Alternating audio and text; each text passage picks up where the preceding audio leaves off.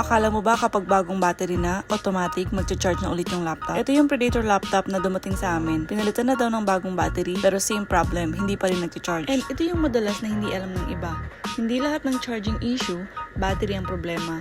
Kasi ang battery hindi lang basta kinakabit sa motherboard.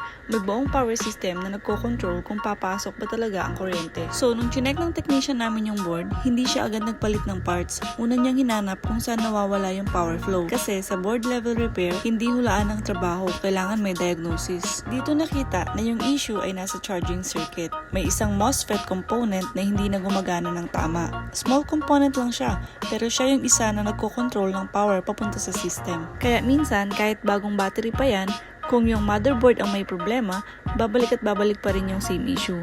Proper diagnosis muna bago magpalit ng pyesa. Kasi maraming nagkakamali dito. Kapag may isang part na nasira, hindi ibig sabihin na yun agad ang papalitan. Minsan, yung maliit na component ang dahilan kung bakit hindi umaabot ang power sa buong system. O ito, tanong, kung ikaw ang may laptop na ganito, battery ba agad ang papalitan mo o ipapacheck mo muna yung buong board?